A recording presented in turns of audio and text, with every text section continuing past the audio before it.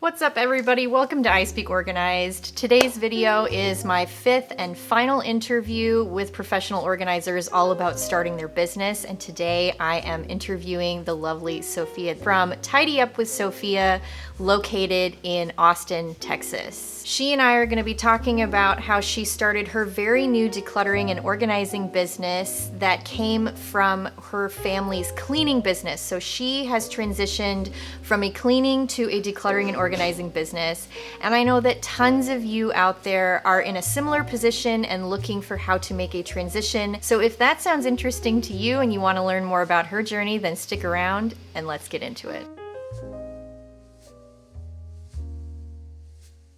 Welcome to I Speak Organized, everybody. If you're new to my channel, then I would like to introduce myself. My name is Melanie, and I'm your professional organizer and productivity consultant. I help hardworking families and professionals find form in their space and purpose for every phase of life. If you're interested in learning how to start your professional organizing business, then you have come to the right place, and you should definitely consider subscribing to this channel. I make new videos on everything all about business startup in the professional organizing industry. So be sure to tap the little thumbs up and the little notification bell and make sure you're subscribed to this channel so that you don't miss any of the new videos that come out each week. I encourage you to get in touch with me if you're interested in starting your own professional organizing business. You can book a call with me for an hour and I will give you a recorded Zoom video follow-up that you can refer to with any resources that I have available. It is just a way for you to kind of get some ideas, push past that fear, and get the knowledge and the courage to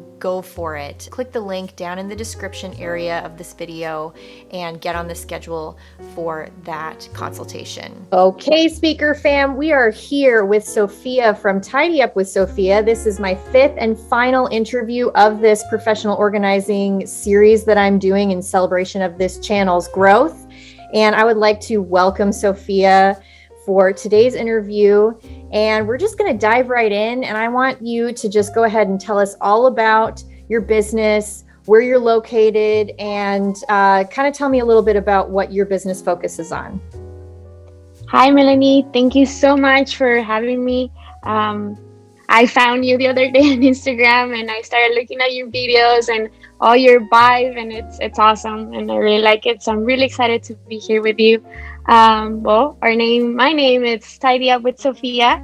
I'm located in Austin, Texas, and this is barely a new company.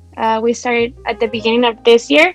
Mm-hmm. So yeah, we're barely starting. Perfect, because this series is really geared towards people who are interested in starting a business. And so I like to bring people on that are sort of maybe just 10 steps ahead of where our viewers might be right now. And it can be very helpful to learn from somebody who has just started the process because it's fresh in your mind and you're going through all of the things that these people are potentially going to be encountering as they start their own business. So what would you say, have you been working on your mission statement and sort of like your overall business plan? And can you kind of tell me what that looks like or where you are with that process? Yeah, so basically I started with my mom. She started her cleaning company first, like a couple years ago. And after I graduated from high school, I started working with her. And then, lately, I was thinking about just doing my own thing too. Mm-hmm. And I always been super organized, and like obviously I work with her cleaning houses, so it was like an easy thing to do. Just like besides cleaning, mm-hmm. I noticed that I started organizing too.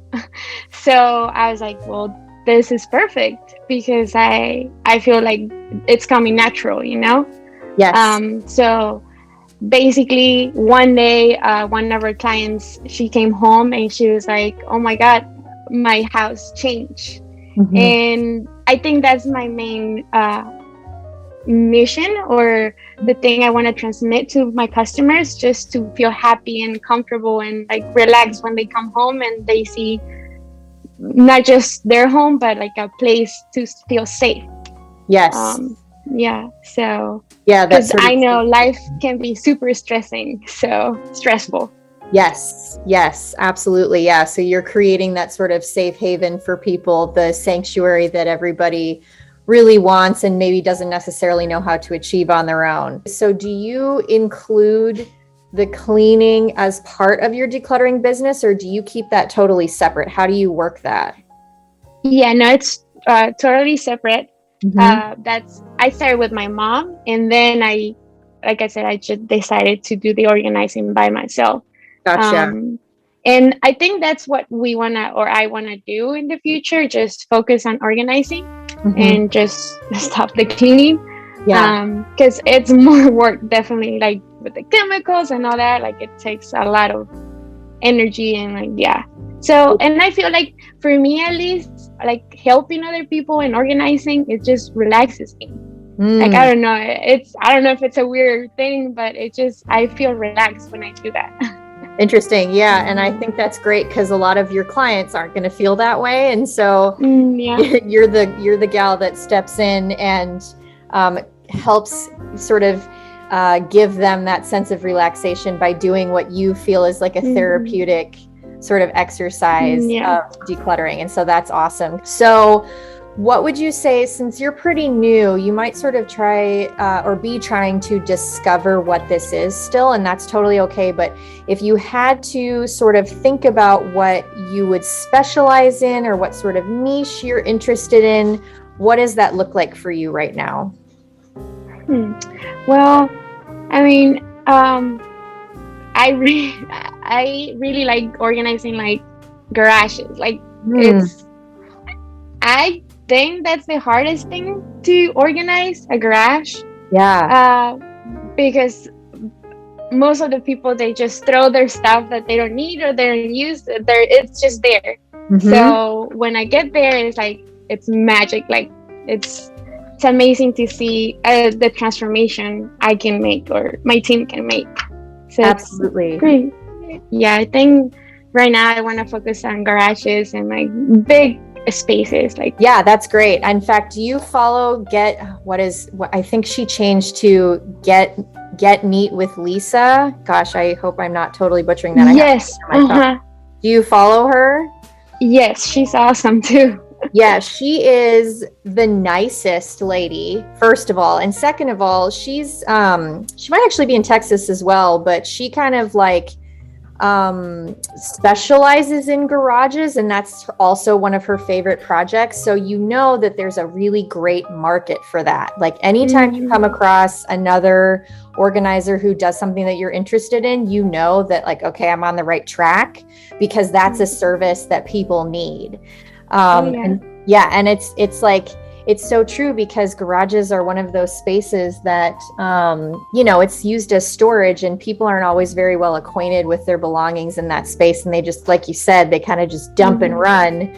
And it becomes like a storage facility rather than a place to like keep your Christmas decorations and park your car and like all of these things that we want to try to use that space for. So yeah, if you can like get in there and become the garage gal. Are you in Austin right now? Yes, I'm in Austin. Yeah, I'm between Austin and Round Rock, so between that area.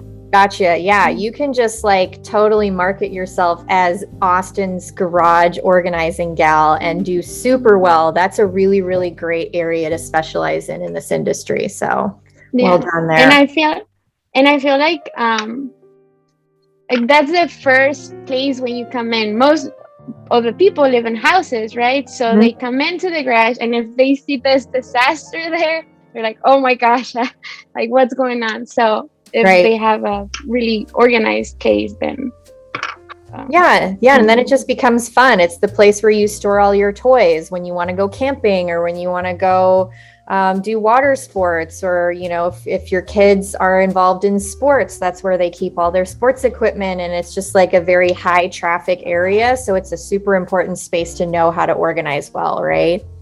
Oh yeah, for sure. Yeah, awesome. Okay, so would you then say that garages are your favorite place to organize? Like, is that your favorite space, or do you have something else that you really love?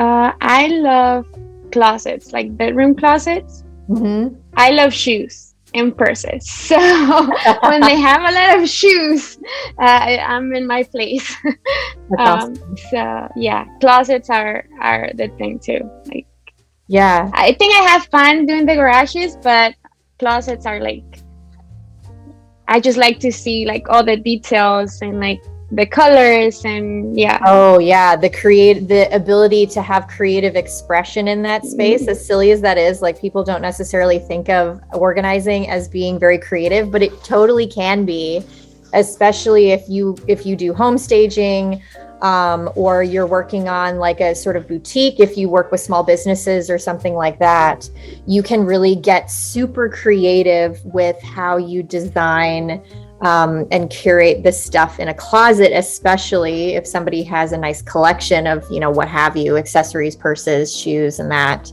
Have you ever considered doing any closet installation or working on designing closet systems? Is that something that you might want to include at some point? Well, actually, my first, because I started doing projects, small projects for family and friends. Mm-hmm. And my first big project was for a friend, my sister's best friend. Mm-hmm. And she had a really, really small closet in her room. So she had a lot of shoes. Mm-hmm. So she was going crazy with that. And then I was like, well, we can figure it out. Wait, and I built shelves. It was the hardest thing ever, I have to tell you. It was my first, like I said, since I was like young, I always like to install things and like put together all our furniture and stuff like that. So it's easy for me. But that project, it was just, I don't know if it was the wall, like the material on the wall, or I was nervous. I don't know, but it was super hard. Yeah. But when I saw the final product, it was amazing. I think it was my first post on Instagram. Oh, nice. Okay, cool. Yeah, I'll have to go and revisit that and check it out. Yeah, I get very nervous about doing installation projects. I will build furniture and stuff like that. But as far as, like fixing things to the wall, I'll do it. But I always like make sure that it comes with the disclaimer that, perhaps it would be better to have your handyman or whoever like tackle it. But if you can do that and offer that as part of your service, it's so valuable to just have those skills in practice. Now that I think about it, what about if I make a bigger hole or like I'm gonna break the wall? And then I was using the all the materials, and I don't know the wall was really thin. So every time I did a hole, it was just like shaking, like the whole wall was shaking. So I was like, oh my God, I'm going to break this house apart. The wall's going to fall down. Oh, that's too funny. Yeah, I can definitely relate to that for sure. So I know we've kind of touched on it a little bit, but maybe there are some other examples of how you can expand into this. And it's always interesting for me to know how people found out about the industry. And I know that you worked with your mom and you've always been organized and that's kind of your thing, but was there anybody like an influence of some kind, television show or book that you read, or, you Googled something one day and you found out about the decluttering and organizing industry as a profession? Like, how did you come about figuring that out? Was there anything specific that happened? Well, like you mentioned, first it was the business with my mom, and then one day I remember one of my clients, she mentioned something. She was just like, you should do something about this, like organizing or like doing more than just cleaning. I was like, that's interesting. I don't know. People have told me that I have that touch about things, like I can see details. Yeah. So I just started looking on Instagram and like organizing and like Google and stuff. And I started looking at a lot of accounts. So I was like, oh, this is a business. This is actually something that I can do. And then obviously Netflix, the home edit, I was curious about it. Yes. Yeah. And that's actually a super powerful example and thing that our viewers should take note of when they watch this. And I just want to point it out is that you mentioned Instagram, and social media in general is a really great place to find out about our profession. There are tons of professional organizers that have accounts on Instagram and TikTok and Facebook. in particular. There's not as many on YouTube. I'm one of like very few, but it's a great place to sort of learn about the different styles of organizing that you can do, the different niches you can enter into, to get inspiration, to build a community. It's a really awesome, very supportive community of primarily women. And so you don't always find that, especially in like the small business world. It can be very competitive, but I find that professional organizers are actually very welcoming and very supportive of one another, because a lot of people need our help. So it's not as competitive as you might think.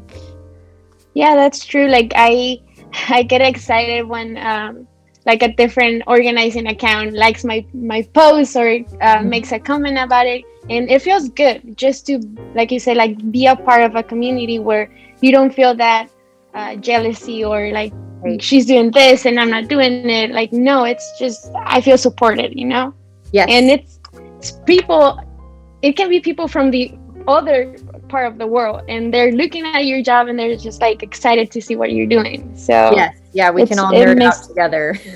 Exactly. Yeah, that's so true.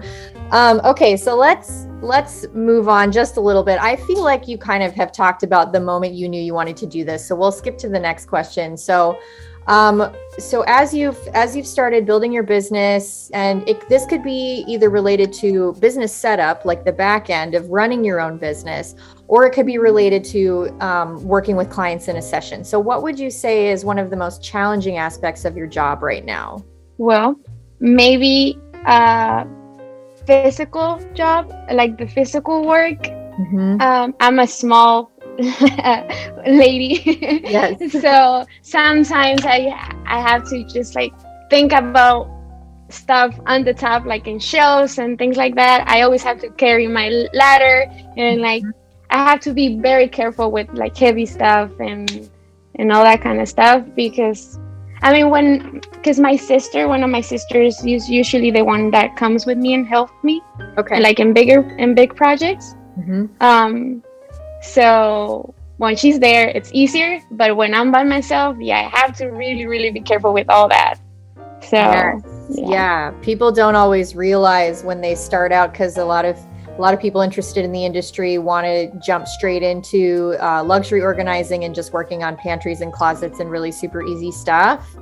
And when I consult with people who are starting their business, that's one of the first things that always comes up, is how physically demanding the job actually is. Like even if you're doing a project that doesn't seem like it's super heavy duty like that, you might be installing shelving.